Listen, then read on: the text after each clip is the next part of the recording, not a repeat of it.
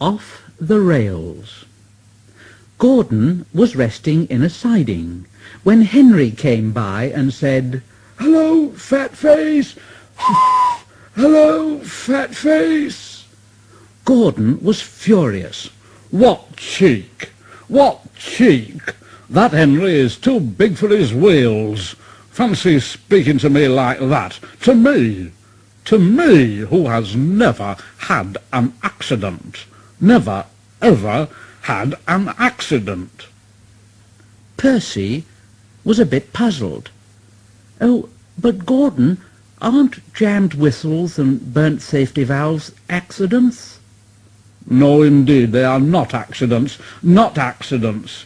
They're just high spirits. I mean, it might happen to any engine. But to come off the rails, well, I ask you, is it right? Is it decent, A few days later, it was Henry's turn to take the express. Gordon watched him getting ready. "Better be careful, Henry. You're not pulling the flying kipper now, you know. Mind you keep to the rails today, won't you, Fat face, whoosh, fat face, whoosh, fat face, whoosh, fat face, whoosh." And Henry went on his way. But Gordon didn't care. He yawned and went off to sleep.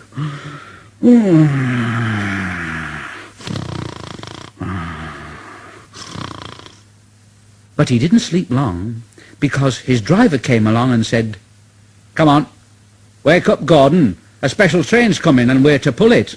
A special train? Is it coaches or trucks?" "It's trucks." "Oh, trucks. I don't like trucks." They lit Gordon's fire and oiled him ready for the run. The fire was sulky and wouldn't burn, but they couldn't wait, so Edward pushed him onto the turntable to get him facing the right way. Gordon grumbled like anything. "I won't go, I won't go, I won't go." Edward said, "Don't be silly, don't be silly, don't be silly."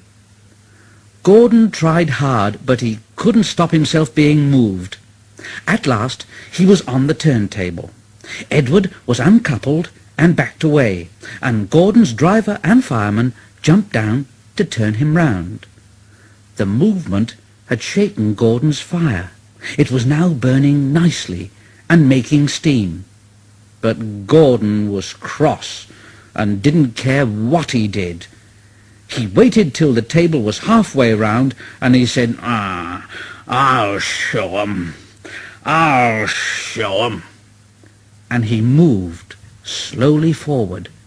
He only meant to go a little way, just far enough to jam the table and stop it turning as he'd done once before. But he couldn't stop himself, and he crashed through the side of the turntable and then through some wooden railings, and he slipped and slithered down a bank into a ditch. His wheels churned around in the mud.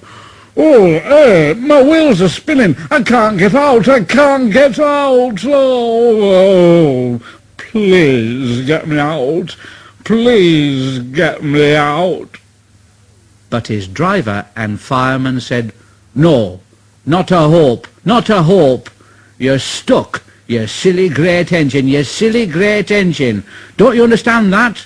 Don't you understand that, They telephoned the Fat Controller, who said, "Yes, yes, yes. Oh, so Gordon didn't want to take the special and ran into a ditch. Oh, yes. What's that you say? The special's waiting? Well, tell Edward to take it, please. Yes. Gordon? Oh, leave him where he is. We haven't got time to bother about him now." A family of frogs croaked at Gordon as he lay in the mud. Gordon, Gordon, Gordon, Gordon, Gordon, Gordon. On the other side of the ditch, some little boys shouted out, "Coo, doesn't he look silly? They'll never get him out." and they began to sing. Silly old Gordon fell in a ditch, fell in a ditch, fell in a ditch. Silly old Gordon fell in a ditch all on a Monday morning. Ha ha ha ha ha. Then the school bell rang, and they chased off down the road. Gordon was in a mess, and he said, "Ooh!"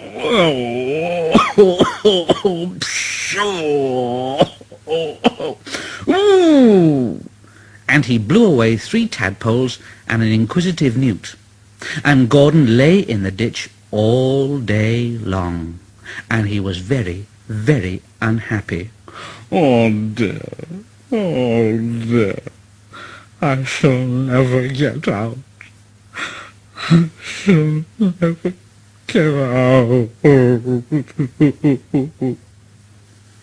But that evening they brought floodlights. Then, with powerful jacks, they lifted Gordon and made a road of sleepers under his wheels to keep him from the mud.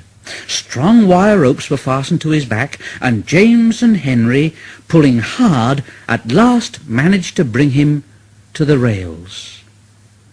Late that night, Gordon crawled home, a sadder and a wiser engine.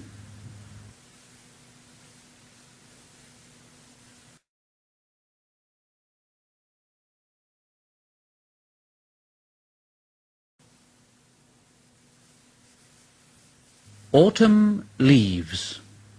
2 men were cleaning Gordon. Gordon didn't like it.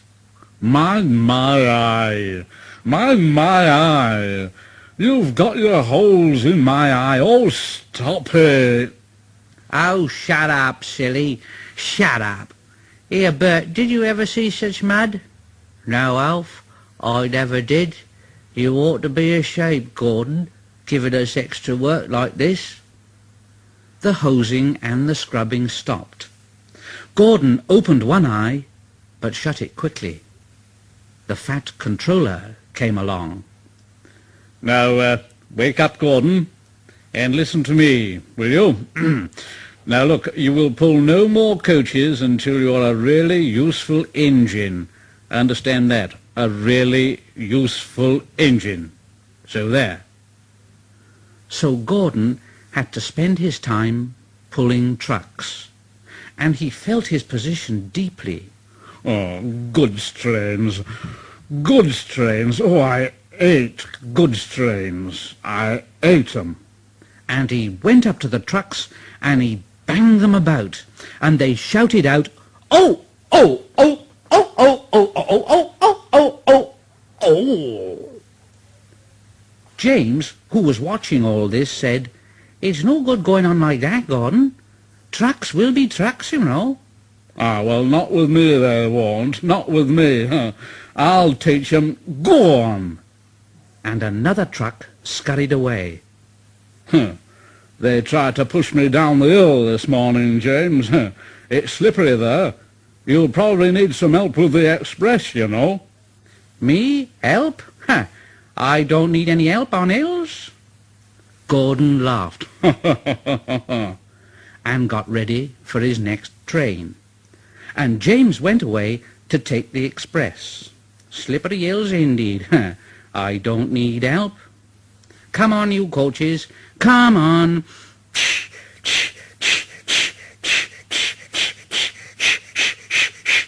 The coaches grumbled, "All in good time, bawled in good time, bawled in good time, bawled in good time."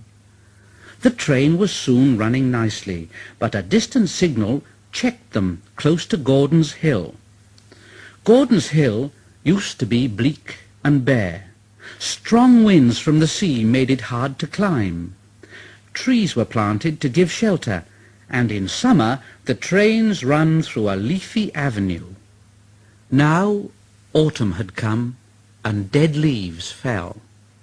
The wind usually puffed them away, but today rain made them heavy, and they didn't move. The home signal showed clear, and James began to go faster. He started to climb the hill.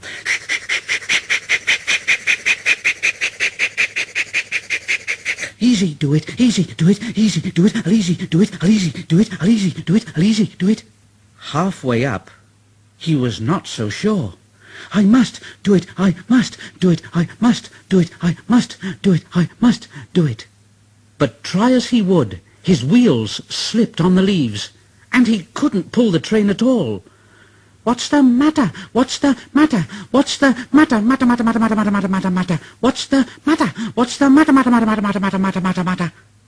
James's driver tried to calm him. Steady, old boy, steady. The train slowly stopped, for although James's wheels were turning forwards, the whole train started slipping down the hill. James shouted, "Help! Help! Help!" James's driver shut off steam, carefully put on the brakes, and skillfully stopped the train. The guard came along and poked his head into the cab. "Know what? Back to the station and send for a banker." So they brought the train safely down. But Gordon, who had followed with the goods train, saw what had happened. Hello, James. I thought you could climb hills."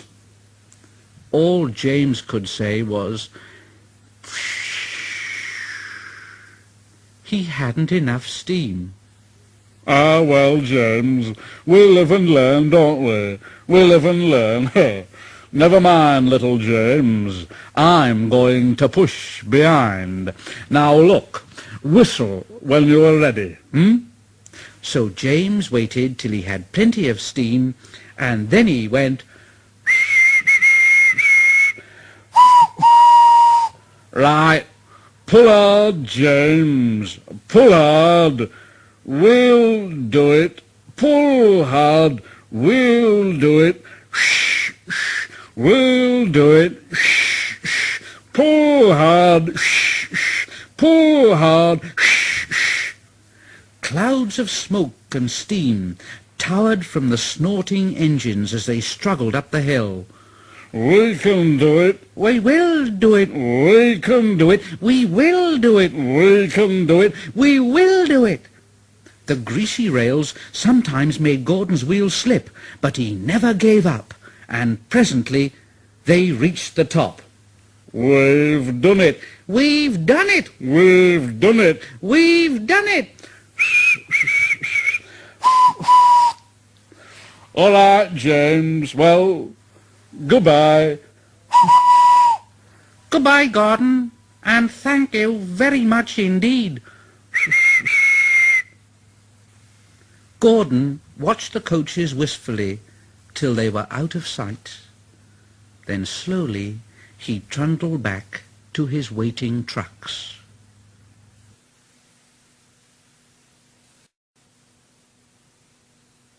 Down the mine.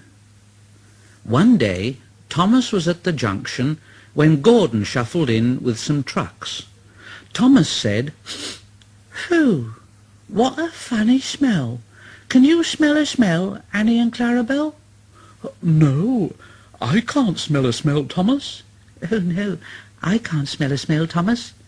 "Yes, it's a funny sort of smell, isn't it, Gordon, Well, no one noticed it till you did. It must be yours. It isn't. Annie, Clarabelle, do you know what I think it is? It's ditch water." Ditch water? Huh. "Yes, ditch water. Goodbye. I'm off."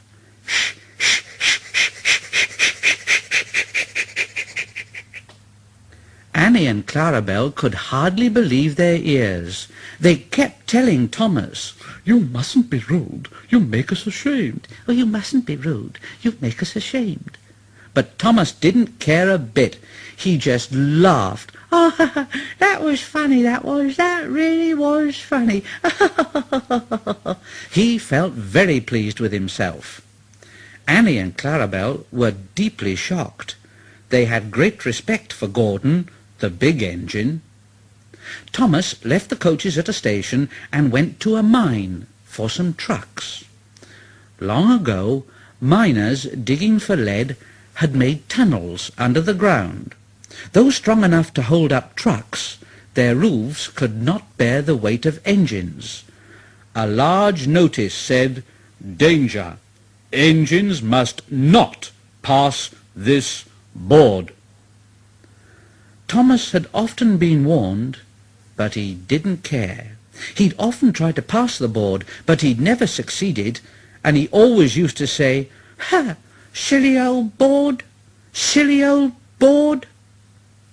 This morning he laughed as he puffed along, and he made a plan.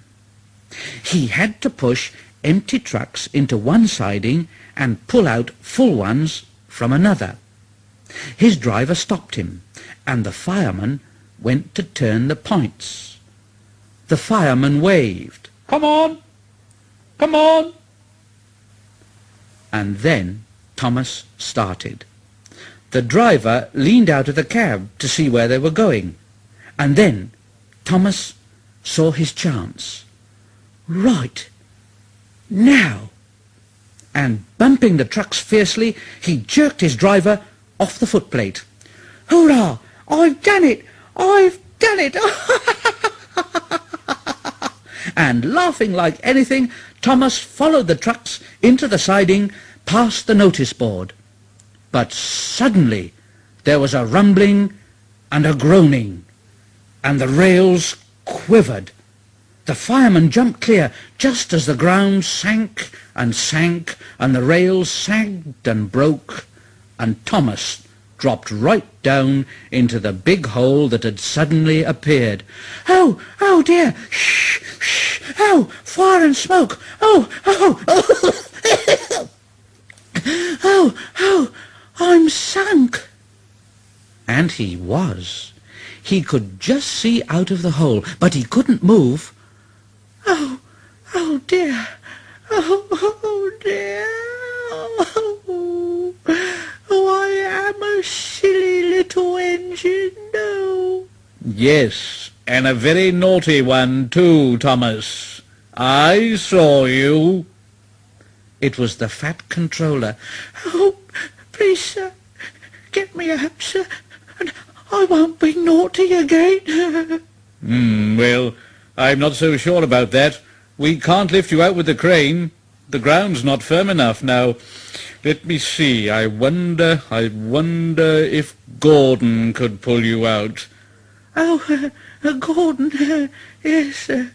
Oh." Thomas didn't want to meet Gordon just yet. When Gordon heard what had happened, he started to laugh.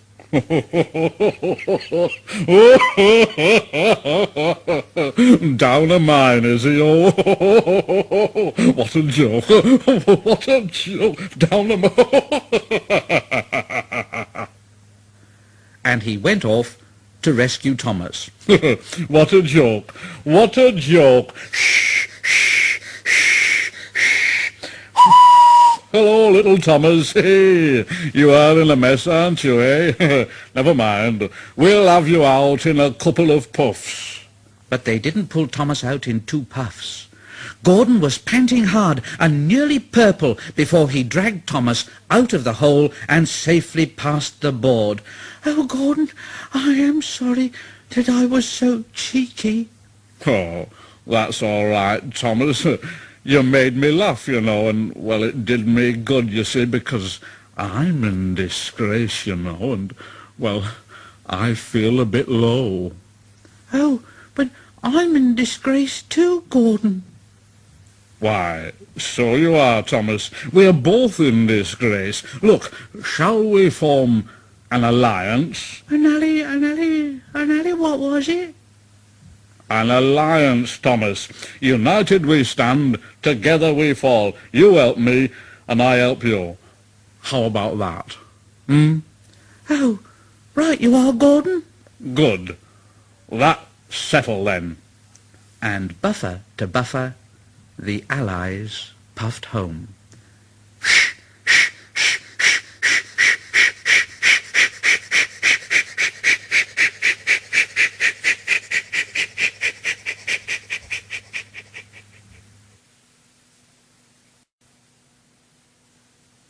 Paint pots and queens. The stations on the line were being painted. The engines were surprised. They asked the painters why the stations were being painted. "Well, because the Queen is coming, so there."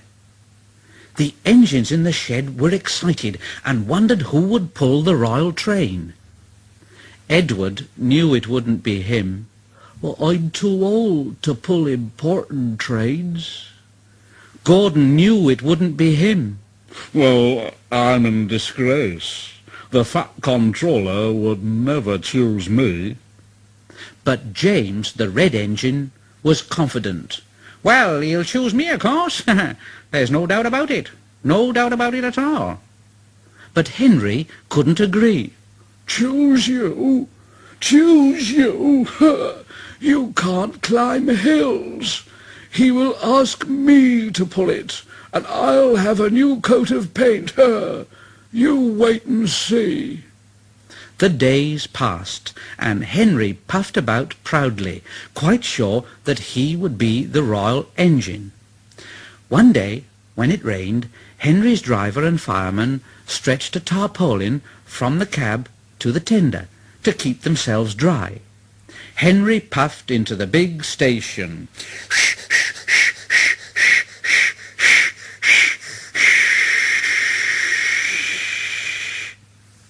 A painter was climbing a ladder above the line. Henry's smoke puffed upwards in a big cloud. It was thick and black. The painter choked and couldn't see. He missed his footing on the ladder, dropped his paint pot and fell, whoa, plop, onto Henry's tarpaulin. The paint poured all over Henry's boiler and trickled down each side, and the paint pot perched on Henry's dome. The painter clambered down and shook his brush at Henry. "Ah, you spoil my clean paint with your dirty smoke, and then you take the whole lot and make me go and fetch some more. Oh dear, oh dear, oh dear." The Fat Controller came pushing through the crowd. Dear me, you look like an iced cake, Henry. That won't do for the royal train. Oh, no. I'm afraid that I must make other arrangements, yes." And he walked over to the yard. Gordon and Thomas saw him coming, and both began to speak at once. Please, sir, I want—" Excuse me, sir, but I was thinking." Now, one at a time, please, one at a time. Now, what is it, Gordon?" "Well, sir, I just wanted to ask you if Thomas could have his branch line back again." I see. And what do you want, Thomas?" "Oh, pray, sir, can Gordon pull coaches again?" I see. So that's it. Well, you've both been quite good lately, and you deserve a treat, so when the Queen comes, Edward will go in front and clear the line, Thomas will look after the coaches, and Gordon will pull the train." "Oh, sir, thank you, sir, thank you." "Oh, thank you, sir, thank you." The great day came. Percy, Toby, Henry and James worked very hard bringing people to the town. Thomas sorted all their coaches in the yard.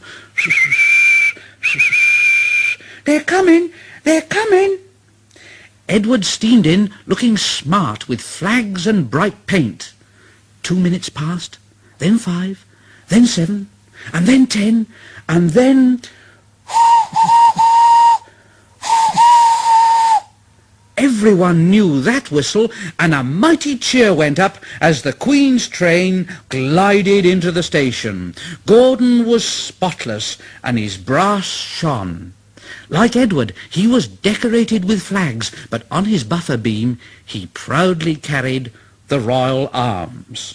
The Queen was met by the Fat Controller, and before doing anything else, she thanked him for their splendid run. The Fat Controller bowed and said, "Not at all, Your Majesty. Thank you." And then the Queen said to the Fat Controller, "We have read a great deal about your engines. May we see them, please?" So he led the way to where all the engines were waiting. Toby and Percy said, "They're coming! They're coming!" Henry and James said, "Shh!" But Toby and Percy were too excited to care. The Fat Controller told the Queen their names, and she talked to each engine. Then, as she turned to go, Percy bubbled over. "Oh, I say, 3 cheers for the Queen! Hip, hip! Hip, hip! Hip, hip!"